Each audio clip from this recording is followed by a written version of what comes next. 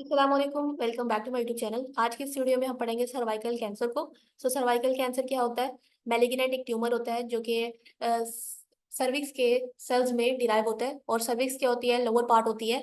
Uterus के बाद जो है हमारे पास सर्विक्स स्टार्ट होती है, एक नेक्स्ट लाइक स्ट्रक्चर होता है। इसका वो कॉज क्या होगा? ह्यूमन पेपिलोमा वायरस इसका मेन कॉज है। और इसका जो मतलब ये बॉडी में कैसे एंटर होता है? Through sexual contact. उस औरत में इसका रिस्क फैक्टर ज्यादा होता है। इस कैंसर के होने का रिस्क ज्यादा होता है जिसके मल्टीपल सेक्सुअल पार्टनर्स हो, या बिफोर द एज ऑफ 18 वो सेक्सुअल रिलेशन रखती है, या जिस पर्सन के साथ उसने सेक्सुअल कांटेक्ट किया होता है वो आगे फर्दर उसके बहुत सारे सेक्सुअल पार्टनर्स हो, तो उस वजह से भी हमारे पास ये इसके चांसेस बढ़ जाते हैं।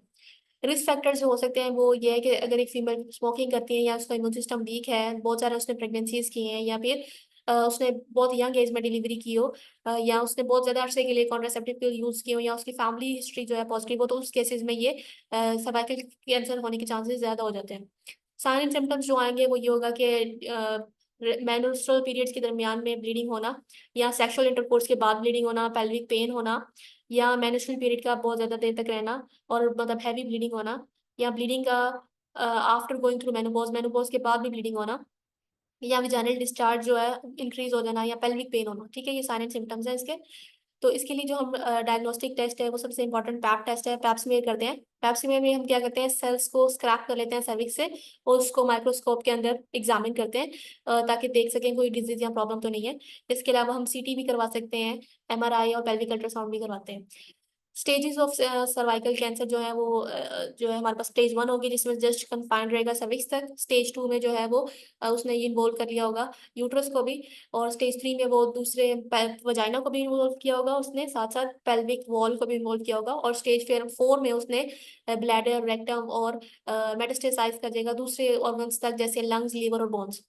मेडिकल मैनेजमेंट में सबसे पहले कीमोथेरेपी है जिसमें हम केमिकल्स का इस्तेमाल किया जाता है कैंसर के सेल्स को डिस्ट्रॉय करने के लिए। और इसके अलावा chemotherapy for cervical cancer as well as most other cancer is used to target the cancer cells that surgery can not or did not remove, or to help symptom of the patient with advanced cancer. Cisplatin, a chemotherapy drug, is frequently used in combination with radiotherapy. तो chemotherapy हमारे पास जो जहाँ ऐसे part जो जहाँ पे surgery करना possible नहीं है, तो उसके उससे हम जो है कीमोथेरेपी करके कैंसर सेल्स को रिमूव करते हैं। रेडियोथेरेपी जो होती है वो हमारे पास डीएनए को डैमेज करके वर्क करती है, मतलब इसमें हम ट्यूमर सेल्स के जो डीएनए होता है उसको डैमेज करते हैं, और ताकि वो रिप्रोड्यूस ना करें।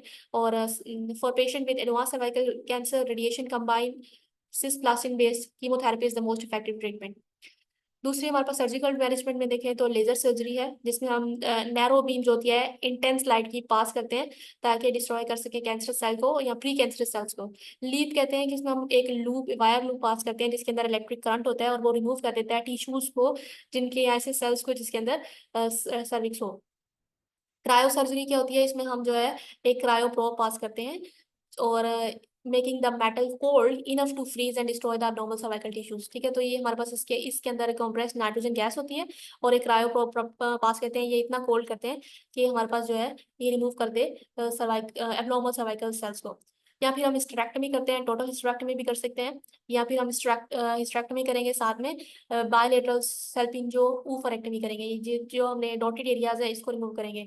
या फिर ऐसे कर सकते हैं सब टोटल हिस्टेरेक्टमी कर सकते हैं कि इस हम यूट्रस को रिमूव कर देंगे। ठीक है। डाइटरी मैनेजमेंट में ये है कि हम ऐसे फीमेल को रिकमेंड करेंगे कि वो फ्लेवोनॉइड्स रिच फ्रूट्स या वेजिटेबल्स दें, क्योंकि ये देखा गया है कि ये प्रोटेक्ट करता है अगेंस्ट कैंसर्स। तो उसमें जैसे एप्पल है, ब्लैक बीन्स है, ब्रोकोली है, ये सारी चीज़ें जो है, गार्लिक, अनियन, सोया स्पिंच, तो इनमें जो है फ्लेवोनॉइड ज्यादा होते हैं, तो इससे प्रोटेक्शन मिलेगी उसको अगेंस्ट कैंसर। इसके अलावा फोलेट यानी वाटर सॉल्युबल बी विटामिन जो है वो भी रिड्यूस करता है सर्वाइकल कैंसर को।